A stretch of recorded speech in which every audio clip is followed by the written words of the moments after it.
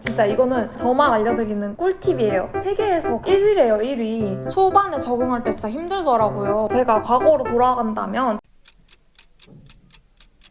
안녕하세요. 미래의셋 박현주재단 글로벌 특파원 제13기 최예원입니다. 오늘은 교환학생 Q&A 영상을 가지고 왔는데요. 제가 촬영 전에 미리 제 SNS랑 또 학교 게시판 그리고 유튜브에 이미 올라와 있는 많은 Q&A 영상들을 보면서 어떤 질문을 가장 많이 하시고 또 어떤 것들을 주로 궁금해 하시는지 좀 추려서 가지고 와봤어요. 크게는 10가지 질문이 있고요. 꼬리 질문까지 하면 한 30개 정도 되는데 제가 아래에 타임라인을 박아둘 테니까 여러분 꼭 필요하신 질문만 이렇게 클릭 하셔서 답변을 찾아보시면 될 것 같습니다. 그럼 시작해볼게요. 우선 시작에 앞서서 제 영상을 처음 보시는 분들도 있을 테니까 간단하게 자기소개를 드리겠습니다. 저는 성균관대학교 4-2 막학기에 재학 중인 최예원이라고 하고요. 교환학생은 2022학년도 1학기 네덜란드 위트레흐트 대학교로 파견을 다녀왔습니다. 총 경비 얼마 들었나요? 이 질문이 가장 많이 들어왔던 질문인데요. 총 1,500만 원에서 2,000만 원 정도 들었던 것 같습니다. 항목을 하나하나 살펴보자면 생활비를 110만 원 정도로 잡고 기숙사비가 한 달에 55만 원이 나갔어요. 학기가 총 5개월이어서 825만 원 들었고요. 왕복 비행기가 75만 원 정도? 제가 위탁 수화물을 갈 때 2개, 올 때 3개로 총 5개를 붙였거든요. 그래서 이게 총 125만 원, 거주가 발급에 30만 원, 교환학생 보험에 50만 원, 그리고 토플 학원비랑 응시료까지 하면 한 75만 원 정도가 또 들었고요. 여기에 제가 유럽 여행을 다 합쳐서 한 달 정도 다녀왔는데 이게 600만 원 정도 들었어요. 여기까지만 해도 1,700만 원 가량이 되는데요. 비상시 급하게 지출한 돈이라든지 지인들 기념품도 사오고 왕복 PCR 검사도 하고 하면서 비용이 더 들어서 유럽의 경우에는 1,500에서 2,000 정도 든다라고 생각을 하시면 될 것 같습니다. 영국, 미국처럼 물가가 정말 높은 지역으로 가시면 이거보다 더 들 수도 있고요. 아시아권으로 가시면 비용이 이거보다는 덜 드는 편입니다. 한 달 생활비 얼마 들었나요? 조금 전에도 말씀드렸지만 제가 한 달 생활비는 110만 원 정도 사용을 했어요. 월세 제외하고 100만 원이라고 잡았는데요.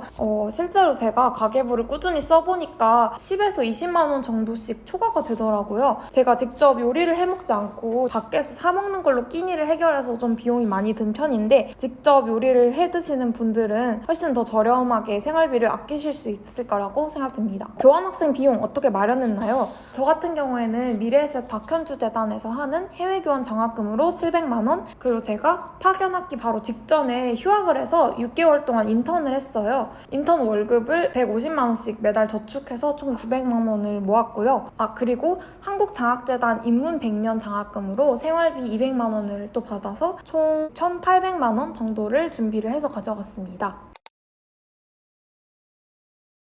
영어 공부 얼마나 하고 가셨나요?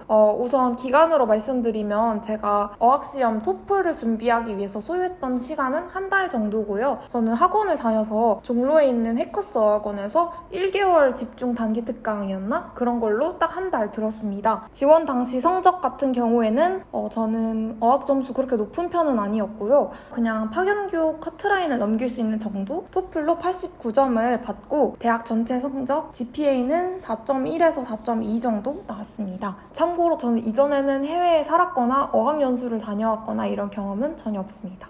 영어 회화 공부 어떻게 할까요? 이 질문 정말 많이 들었는데 사실 저는 딱히 미리 대비를 하지 않고 출국을 바로 했거든요. 그랬더니 처음 한 달 정도 적응하기가 너무 어려운 거예요. 왜냐하면 단순히 문제를 잘 풀거나 단어를 많이 알고 이런 걸 떠나서 그 친구들과 자연스럽게 영어로 회화를 하고 그리고 그 친구들이 막 영어로 드립치면 같이 웃고 떠들고 할 수 있어야 되는데 제가 너무 긴장하고 얼어붙어 버리고 막 매 순간순간이 듣기평가 같으니까 처음에 적응하기가 좀 힘들었어요. 외국인 친구들 앞에 가면 긴장되고. 그래서 제 생각에 영어 회화 공부는 꼭 하고 오시는 게 좋을 것 같고요. 방법은 본인이 편한 대로 전화 영어나 화상 영어 혹은 뭐 성인 영어 회화반 1, 2개월 정도 아니면 미드 영들을 꾸준히 시청을 하시거나 뉴스, CNN 뉴스 이런 거 쉐도잉하면서 연습하는 분들 계시죠? 이렇게 연습을 하셔도 좋을 것 같아요. 네덜란드어를 할 줄 알아야 될까요? 결론만 말씀드리자면 몰라도 됩니다. 네덜란드가 영어를 모국어로 하지 않는 나라들 중에서 영어 사용률이 세계 1, 2위 정도를 다툴 정도로 영어를 진짜 잘해요. 그래서 제가 길 가다 아무나 붙잡고 영어로 물어봐도 다 대답해주시고 마트 직원, 뭐 레스토랑 이제 종업원 분들, 학교 사무실에 계신 분들, 그리고 제가 심지어 수업 중 팀플을 할 때에도 전부 영어로 진행을 해도 어려움이 없었습니다. 그치만 이왕 네덜란드 간 거 거기 현지 언어도 배우고 오면 좋긴 하겠죠? 챙기면 좋을 꿀템 알려주세요. 제가 리스트를 적어왔는데요. 바람막이, 긴 바지, 욕실 바구니랑 욕실 슬리퍼, 상비약, 개인약, 도난방지용품, 해외 수수료 무료 카드, 육수팩이나 다시답, 다이소 진공팩, 그리고 한국 기념품이랑 카메라 들고 오시면 좋을 것 같아요. 하나씩 설명드리자면 우선 네덜란드 같은 경우에는 풍차국이라고 불릴 정도로 바람이 진짜 많이 불어요. 비바람이 같이 부는 경우도 있고, 그래서 바람막이, 방수가 되는 바람막이를 꼭 챙기시면 자전거 타고 다니거나 뭐 등하교 할 때 좋을 것 같고요. 긴 바지 챙기세요. 네덜란드 사람들이 세계에서 키가 1위래요, 1위. 너무 키가 커서 진짜 가면 막 사람들 다 이렇게 봐야 되는데, 그러다 보니까 쇼핑몰에 가면 바지가 맞질 않아요. 다리가 너무 길어가지고 무조건 수선을 하거나, 근데 사실 네덜란드에서 수선하는 것도 다 돈이 들잖아요. 그래서 저 같은 경우에는 한국에서 미리 바지를 한 3-4벌 정도 챙겨갔었고, 욕실 바구니랑 욕실 슬리퍼, 이거는 다이소에서 파는 구멍 뽕뽕 난 슬리퍼랑 바구니 말하는 건데요. 공용 샤워실을 사용하는 경우에는 방에서 샤워실까지 왔다 갔다 해야 되잖아요. 현지에 그런 구멍 뚫린 슬리퍼 잘 안 팔더라고요. 그래서 챙겨가시면 좋을 것 같고, 상비약, 이거는 약국에 가셔서 교환학생 혹은 유학생을 위한 그런 상비약 세트 추천해달라고 말씀을 드리면 약사님께서 친절하게 다 알려주셔요. 막 소화제, 지사제, 두통약, 해열제, 뭐 기타 등등등. 여드름 패치 이런 것도 사가시면 좋겠죠? 그리고 개인약, 상비약이랑 별개로 본인이 원래 한국에서도 계절마다 뭐 환절기마다 항상 똑같이 아팠다던가 수시로 찾게 되는 그런 약 있잖아요. 저 같은 경우에는 피부과 약이랑 이비인후과 약이 좀 자주 필요한 편이어서 의사 선생님께 장기 해외 출국을 한다 이렇게 말씀드리면 최대 3개월치까지 약을 처방해 주시거든요. 그래서 이렇게 해서 들고 가시면 될 것 같습니다. 도난방지용품, 해외여행할 때 소매치기 조심하라는 말 진짜 많이 들어보셨죠? 핸드폰 스프링줄, 복대, 아대, 뭐 보안 가방 이런 식으로 도난방지용품 준비하시면 좋을 것 같습니다. 해외 수수료 무료 체크카드, 이거는 보통 교환학생 가시면 다들 현지에서 현지 계좌 만들고 카드 발급받잖아요. 근데 그 전까지 카드 발급됐는데도 시간이 소요되니까 그 전까지 사용할 거라고 생각을 하시면 되는데, 제가 추천드리는 거는 그 하나 비바 X라고 교환학생들 사이에서 엄청 유명한 카드가 있어요. 수수료가 나가지 않는 카드여서 이거 미리 발급받아서 가시면 좋을 것 같습니다. 육수팩이랑 다시다, 이거는 요리 많이 하시는 분들, 한식이 그리울 때, 국물 요리 하실 때 진짜 도움이 많이 되겠죠? 다이소 진공팩, 이거 진짜 꿀템이에요. 의외로 옷이나 수건 이런 데 공기가 차지하는 부피가 진짜 크더라고요. 근데 이제 진공팩 사셔서 그게 이게 손으로 돌돌돌돌 많은 종류도 있고, 진공청소기 같은 걸로 빨아들여서 뚜껑 딱 닫는 그런 종류도 있어요. 압축해서 가져가시면 캐리어 내 부피 절약이 진짜 많이 됩니다. 그리고 제가 한국 기념품 얘기했는데, 이거는 교환학생 초기에 친구 사귈 때, 친구 생일 챙겨줄 때, 아니면 교환학생 마무리하면서 헤어질 때 한국 기념품 선물해주면 외국인 친구들이 진짜 좋아하더라고요. 이거 정말 저만 알려드린 꿀팁인데 제가 적어놨어요.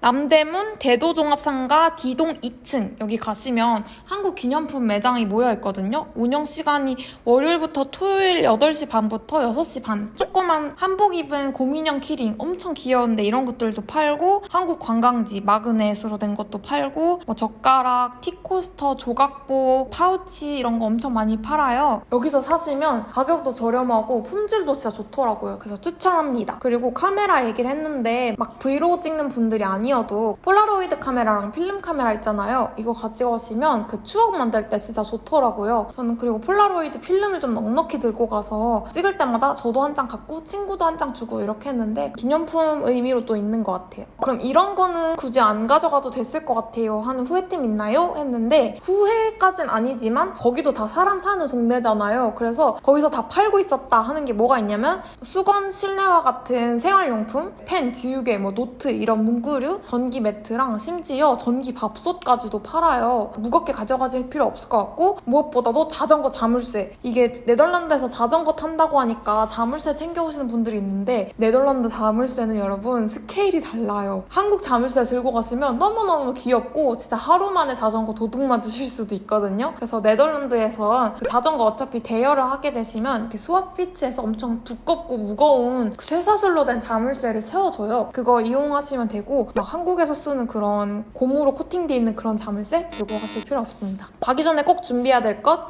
영어 회화, 충분한 돈, 분명한 목표, 이렇게 3가지 준비하라고 얘기 드리고 싶어요. 영어 회화는 아까도 말씀드렸지만 일단 가면 늘 거다? 틀린 생각은 아니에요. 근데 제가 느끼기에는 실력이 막 그렇게 드라마틱하게 좋아졌다기보다는 내가 영어로 편하게 대화를 할 수 있다, 이런 자신감이 늘고 익숙해지는 거가 큰 것 같아요. 그래서 영어 회화가 너무 준비 안 된 채로 가면 초반에 적응할 때 진짜 힘들더라고요. 괜히 외국인 친구들 주방에 득실득실 하니까 막 나가기 무서워져서 방에 쭈그려져 있고 막 이렇게 돼가지고 초반에 진짜 교류 행사도 많고 친구 사귈 기회가 정말 많잖아요. 이때 좀 더 적극적으로 외국인 친구들 사귀는 그 자리에 나아갈 수 있는 사람이 되기 위해서 영어 회화 준비해 오시면 좋겠고요. 충분한 돈, 최소 100에서 200만 원 정도 그래도 비상금, 여유 자금을 가지고 오셔야 정말 돌발 상황에 대처할 수가 있습니다. 예를 들어서 갑자기 내가 아파, 그래서 병원에 가게 됐다던가 아니면 여행하다가 기차나 버스, 심지어는 비행기 놓칠 수도 있잖아요. 다시 예매하는 돈이 들 수도 있고 핸드폰 같은 거 잃어버려서 새로 사야 될 수도 있고 하니까 여유 자금을 충분히 챙겨오시면 좋을 것 같아요.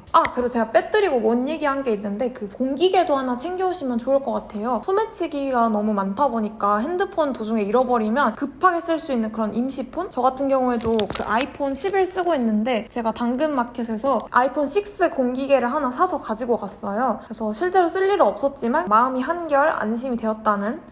그리고 마지막으로 분명한 목표. 이거는 사람마다 진짜 교환학생 가는 목적이 다를 수 있잖아요. 누군가는 여행을 많이 다니고 싶어서 난 진짜 유럽 일주를 한번 하고 오겠어, 이렇게 해서 가는 분들도 있을 거고, 나는 정말 영어 실력을 키우고 싶어, 이래서 가시는 분들도 있을 거고, 파견교에서 가르치는 과목, 전공, 거기서 어떤 연구가 되게 기대돼가지고 난 공부를 하고 싶다 해서 가는 분들도 있을 거고, 난 정말 충분한 휴식을 취하고 싶다, 나라는 존재에 대해서 많이 고민을 하고 이제 힐링도 하고 그러고 싶다, 이런 식으로 각자만의 목표가 있을 거예요. 그 목표를 그래도 분명히 하고 가셔야 교환학생 가서 여러 가지 이상과 현실의 차이를 느낄 때, 내가 기대했던 것과 다른 상황에 마주쳤을 때 그래도 나는 이런 목표가 있으니까, 나는 친구들 많이 못 사귀어도 스스로에게 충분한 휴식을 주고 싶다, 이런 목표가 있으니까 괜찮아, 이렇게 스스로 다독이고 또 교환학생 생활 잘 마무리할 수가 있거든요. 그래서 분명한 목표가 있었으면 좋겠다고 생각합니다.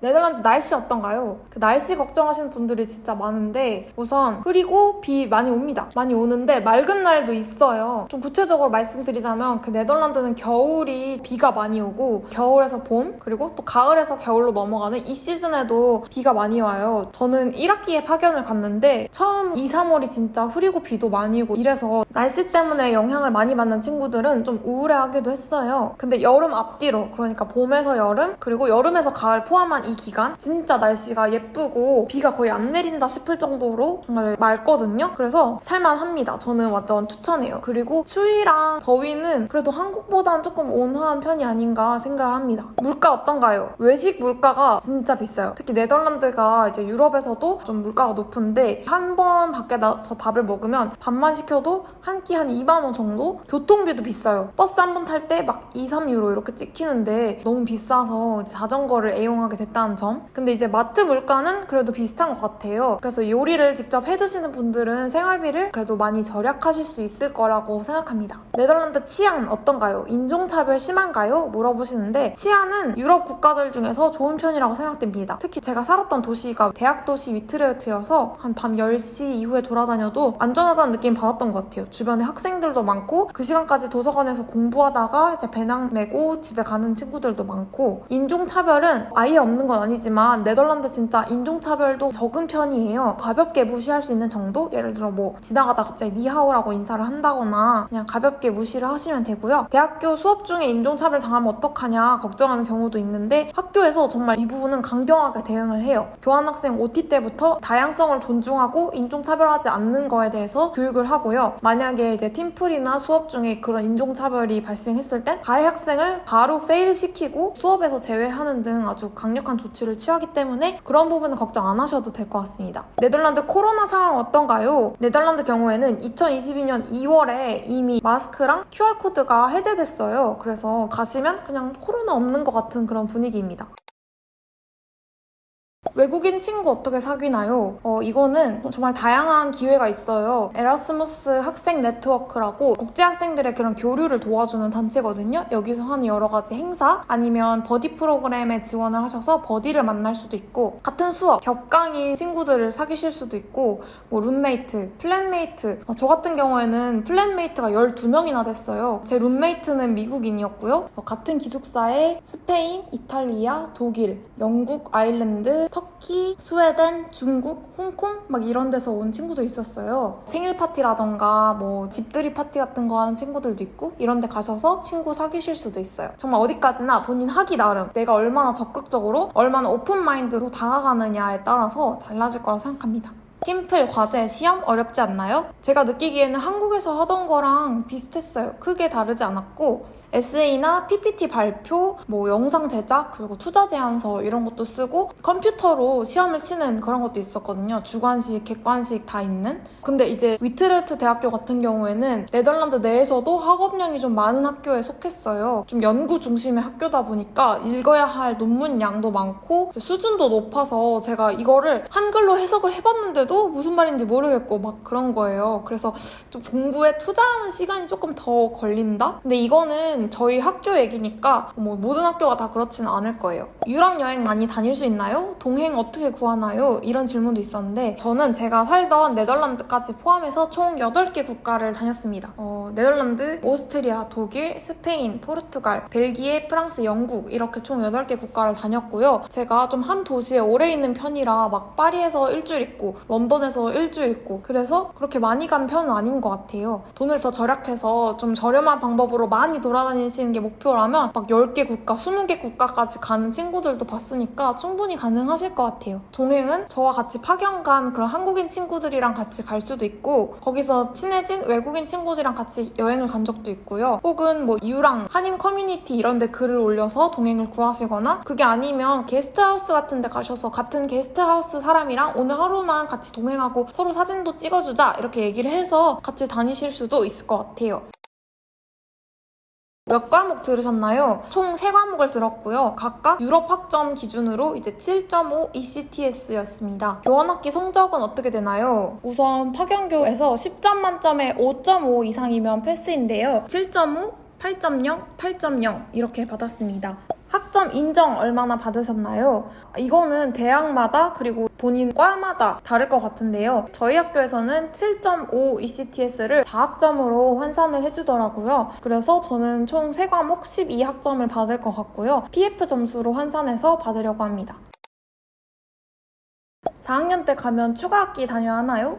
이거는 대학교마다 다른데 성균관 대학교 같은 경우에는 막학기, 그러니까 졸업 직전 학기를 해외에서 보낼 수가 없었어요. 무조건 한국에 돌아와서 들어야 했기 때문에 4-1에 1년 동안 파견을 가시거나 혹은 6개월이어도 4-2에 가시는 경우에는 반드시 추가학기가 필요했습니다. 저 같은 경우 4학년 1학기에 딱 6개월만 다녀온 거기 때문에 제가 졸업 때까지 취득해야 되는 학점에 차질이 생기지 않은 이상 추가학기가 반드시 필요하지는 않습니다. 4학년 때 가면 취준에 어려움 없나요? 제 생각엔 이것도 본인 하기 나름일 것 같아요. 1, 2, 3학년 때 미리 필요한 학점을 다 들어두시고 뭐 인턴도 좀 했고 파견을 갔다 와서도 바로 취준을 시작할 수 있다 이런 상황이시면 크게 문제가 되지 않을 것 같고요. 또 그렇지 않다 하더라도 사실 요즘에는 막 재수도 많이 하고 휴학도 많이 하고 교환학생도 많이 가다 보니까 4학년 때 막 칼 취업을 해야 된다, 칼 졸업을 해야 된다 이런 인식이 좀 많이 바뀌었다고 들었어요. 그래서 본인이 생각할 때 나는 지금 당장 취준을 하지 않더라도 대학생활 끝나기 전에 이 교환학생 꼭 갔다 와야겠어 라고 생각하는 분들도 있을 것 같아요. 교환학생 스펙이 될 수 있을까요? 이것도 완전 진리의 사바사 같아요. 어떤 사람은 가서 그냥 정말 놀고 쉬다만 올 수도 있는데 가서도 유튜브 콘텐츠를 꾸준히 찍는다거나 뭐 티스토리에 글을 쓴다거나 이런 식으로 해서 포트폴리오로 만들 수도 있고 뭐 현지에서 알바를 해서 나중에 면접 때 나는 외국인 고객들을 상대해본 경험이 있다 이런 식으로 풀어볼 수도 있는 거고 이런 것들을 자기소개서에 되게 잘 풀어내서 좋은 결과를 얻었다는 얘기도 들었습니다. 이것만큼은 꼭 해봐라, 이곳만큼은 꼭 가봐라 이런 거 추천해달라고 하셨는데 저는 별거 아니지만 현지인 친구 집 놀러가기? 이거 진짜 추천드리고 싶어요. 제 버디 집에도 한번 놀러가 봤고 그거 말고도 학교 친구 집에도 한번 놀러가 본 적 있는데 사실 저희가 여행을 다니면서 막 호텔이나 게스트하우스 이런 데를 가기는 쉽지만 현지인 친구가 살고 있는 집에 가기는 쉽지가 않잖아요. 그러다 보니까 저는 친구 집에 놀러가서 한국이랑 집 구조가 엄청 다르구나 이런 거 보는 것도 되게 재밌었고 또 식사 자리에 초대받아서 저는 제 버디 가족들이랑 이렇게 6명이서 식사를 했는데 더치 팬케이크? 이거를 같이 먹었거든요. 너무 맛있었고 또 특별한 경험이잖아요. 가족분들이랑 여러 가지 이야기도 나눌 수 있어서 정말 재밌었어요. 기회가 된다면 현지인 친구 집에서 하룻밤 자보는 것도 진짜 좋을 것 같아요. 유럽, 네덜란드 옷가게 화장품 추천해주세요. 의류 매장 같은 경우에는 버슈카, 스트라디바리우스, 프라이마크, 코튼클럽, 프렌기어, 어반아웃피터스, H&M 이런 의류 매장을 주로 이용했고요. 화장품은 제가 한국에서 거의 사서 들고 가고 현지 제품을 거의 사용 안 해서 대신에 한인 커뮤니티에 이렇게 글을 올려서 추천을 좀 받아봤어요. 그랬더니 이제 리추얼스 추천하고 반델피기 네덜란드 약국 화장품인데 좋다고 하더라고요. 여기 호호바 라인 아이크림을 추천한다고 하시고 웨델라? 유기농이고 성분이 좋아서 선물용으로 사가기 좋다. 그리고 크림류는 뭐 니베아 제품이 좋은데 한국에 안 들어오는 라인이 많다. 그리고 The Ordinary 이것도 추천 많이 해주셨고 네덜란드 외에면 프랑스 몽주 약국에서 뭐 립밤이나 핸드크림 이런 거 아니면 독일 DM에서 핸드크림, 발포 비타민 이런 거 추천 많이 해주시고 너글라스 같은 데서 고급 화장품을 싸게 살 수도 있다고 하네요. 근데 대부분의 사람들이 그냥 한국 화장품이 짱이다. 제 추천은 이왕이면 한국 화장품을 넉넉히 들고 가셔라. 다음, 유럽, 네덜란드 살 때 유용한 앱 추천해주세요. 구글맵, 9292, NS 국내선, 국제선, 오미오, ISRC 모바일 학생증, 그리고 앱은 아니지만 애플페이 사용하시면 좋을 것 같아요. 구글맵은 진짜 완전 필수 중에 필수. 어디 떨어져도 일단 인터넷만 되면 지도 보고 이동할 수 있으니까 꼭 필요하고요. 9292는 그 버스 시간, 그리고 어디까지 와 있는지 위치를 되게 잘 보여주는 앱이라서 많이 사용하더라고요. 그리고 NS는 네덜란드 철도청 앱인데 국내선 는 노란색, 해외로 나가는 거는 파란색 앱 사용하시면 이제 시간표랑 티켓 구매까지 모바일로 가능해요. 카드 직접 찍는 것보다 좀 더 저렴하게 사실 수 있어서 좋고 오미오는 유럽 여행할 때 버스, 항공편, 기차편 이거 시간 한 번에 같이 조회해주는 앱인데 여기서 막 플릭스버스 같은 것도 예매할 수 있고 가격 비교도 할 수 있어서 진짜 좋았어요. ISIC는 이제 국제학생증인데 관광지 같은 데 가서 학생 할인 받을 때 유용하거든요. 모든 관광지가 되는 건 아니지만 저는 오스트리아랑 영국 갔을 때 여기저기 박물관이나 성당 입장할 때 좀 혜택 받던 것 같아요. 애플페이 저 진짜 너무 유용하게 사용했거든요. 네덜란드에서 만든 카드를 여기서 넣어가지고 항상 결제할 때 지갑이나 카드 없이 그냥 핸드폰만 이렇게 찍 찍고 다녔는데 한국은 아직 안 되잖아요. 그 유럽에 가서만 쓸 수 있는 아주 좋은 기능 꼭 사용하다 오셨으면 좋겠습니다. 교환학생 장점, 단점 알려주세요. 제가 생각하는 장점 첫 번째는 영어에 자신감이 는다. 막 실력이 드라마틱하게 늘어나진 않더라도 영어로 대화를 할 때 긴장하지 않고 편안함을 느끼게 되더라고요. 그런 게 되게 좋았고 두 번째로 외국인 친구들을 많이 사귈 수 있다. 저는 진짜 살면서 그렇게 다양한 국가 출신의 친구들과 한 번에 어울리는 게 처음이었어서 서로 다른 문화에 대한 이야기도 듣고 각자 막 자기 나라 음식 만들어서 먹여주기도 하고 그래서 정말 재밌었습니다. 셋째, 여러 나라를 여행하면서 시야를 확장할 수 있다. 저는 8개 국가밖에 가보지 않았지만 그 안에서도 정말 많은 것들을 보고 듣고 또 느꼈거든요. 물론 한 나라에 오랫동안 진득하게 있는 것도 좋지만 그래도 한국에서 유럽 한 번 갈 때 진짜 비싸잖아요. 이왕 간 거 이제 그곳에 있는 지리적 장점을 이용해서 가까운 나라 여기저기 가보는 거 정말 좋은 경험인 것 같아요. 정말 여행이 주는 그런 시야의 확장이 큰 것 같아요. 제가 생각하는 단점은 첫째, 비용이 많이 든다. 정말 1,500만 원에서 2,000만 원이면 한국에서 한국에서도 정말 많은 것들을 할 수 있는 엄청나게 큰 돈이잖아요. 그리고 6개월이라는 시간도 어떻게 보면 정말 긴 시간이고, 그래서 그 시간과 비용 투자가 많이 들어간다는 걸 단점으로 꼽을 수 있을 것 같고요. 두 번째, 초기 적응 어려움을 겪을 수 있다. 언어의 장벽이라던가 문화 차이 혹은 이제 향수병을 느끼는 경우도 덜어 있고요. 이런 데서 오는 어떤 외로움, 우울함 이런 것들도 초반에는 있을 수 있을 것 같아요. 셋째, 학점 인정 어려움. 이거는 학교에 따라 다를 수도 있지만 저희 학교 같은 경우에는 한국에서 수업을 듣는 것보다는 파견교에서 수업을 듣는 게 학점을 인정받기가 어려워요. 그리고 꼭 이런 게 아니더라도 한국에서는 뭐 15학점, 18학점 이렇게 꽉 채워서 듣기 좋지만 어쨌든 교환학생을 나가게 되면 거기서 공부만 하러 간 게 아닌 이상 그렇게까지 학점을 꽉 채워 듣기가 쉽지 않잖아요. 그러다 보니까 졸업 시기가 밀리기도 하고 예상한 것보다 많은 학점을 인정받지 못하는 경우도 있는데 이런 게 좀 마이너스가 될 수 있을 것 같습니다. 교환학생 추천하시나요? 비추천하시나요? 저는 완전 추천합니다. 너무 좋았고 진짜 제 인생의 2막이 시작되는 것 같았어요. 저는 가서 제가 해외 생활이랑 진짜 잘 맞는다고 느꼈고 우선 귀국하긴 했지만 언젠가 꼭 해외로 나가야겠다는 생각이 들었거든요. 세상이 이렇게 넓구나. 진짜 내가 한국에서 최우선의 가치로 두고 쫓아왔던 것들이 정말 한국 밖을 나갔을 때도 의미가 있을까? 이런 것들에 대해서 다시 한번 고민을 해볼 수도 있고 다양한 삶의 방식을 가진 그런 친구들을 보면서 나도 앞으로 어떻게 인생을 살아나가면 좋을까? 이런 고민을 좀 해볼 수 있었던 것 같아요. 그래서 저는 정말 너무 좋았고요. 근데 이것도 사봐서 할 수 있으니까 무조건 가라 보다는 이런 사람에게는 추천, 이런 사람에게는 비추천 이렇게 얘기를 드릴 수 있을 것 같은데 일단 새로운 변화를 좋아하고 막 도전적이고 적극적이고 또 분명한 교환학생의 목표를 가지고 있고 나는 외국 생활이 내 체질에 잘 맞을 것 같다 하시는 분들한테는 교환학생 다녀오시는 걸 추천드립니다. 그렇지만 환경이 변화할 때 좀 스트레스를 많이 받는 편이고 가족이나 친구들이 없으면 외로움을 많이 탄다거나 나는 한국에서 지내는 게 너무 좋아서 한국 생활이 내 체질인 것 같다 라고 하신 분들한테는 좀 비추천 드릴 수 있을 것 같아요. 저에게 있어 교환학생이란 저의 앞에 놓여있던 것이 벽이 아니라 문이라는 것을 깨달은 계기였습니다. 언어에 자신이 없어서 돈이 너무 많이 들어서 혹은 문화와 사고방식이 너무 달라서 나아갈 수 없을 거라고 생각했던 그 벽이 알고 보니 약간의 용기와 꼼꼼한 준비, 열린 마음과 분명한 목표만 가지고 있다면 얼마든지 열고 나아갈 수 있는 문이라는 걸 알게 되었습니다. 이곳에서 보낸 시간, 이곳에서 만난 사람들, 이곳에서 했던 경험 하나하나가 저에게 그 문 너머의 세상이 얼마나 넓은 곳인지 또 얼마나 많은 기회와 가능성이 기다리고 있는 곳인지를 깨닫게 해주었습니다.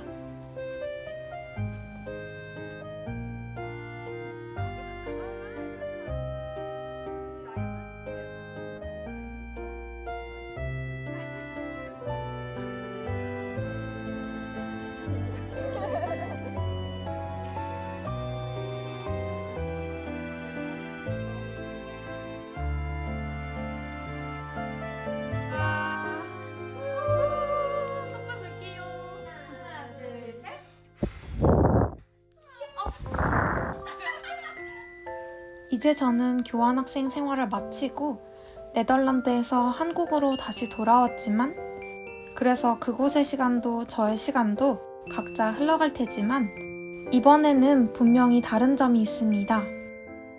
제가 이젠 그것이 벽이 아니라 문이라는 걸 알고 있고 또 얼마든지 다시 열고 나갈 수 있는 문고리가 어디 있는지도 알고 있기 때문입니다. 열심히 준비해서 다시 한번 새로운 꿈과 목표를 가지고 이 문을 열고 나아갈 날을 고대하겠습니다. 저에게 가능성을 발견할 수 있도록 도움을 주신 미래의셋 박현주재단에 감사의 말씀을 드립니다. 네, 지금까지 제가 총 30개 가까운 질문들의 답변을 드렸는데요. 궁금증이 시원하게 해결되셨을지 모르겠지만 많은 도움이 되었길 바라고요. 이 외에도 다른 궁금한 점이 있거나 질문 있으신 분들 유튜브 댓글을 남겨주시거나 메일로 보내주시면 제가 아는 선에서 최대한 성심성의껏 답변 드리도록 하겠습니다. 그럼 저는 여기서 이제 교환학생 Q&A 영상 마무리해 보려고 하는데요. 지금까지 제 미래의셋 박현주재단 글로벌 특파원 콘텐츠를 시청해주셔서 해주셔서 너무나 감사드리고 앞으로 여러분의 교환학생 생활에도 많은 행운이 깃들길 기원하겠습니다. 감사합니다.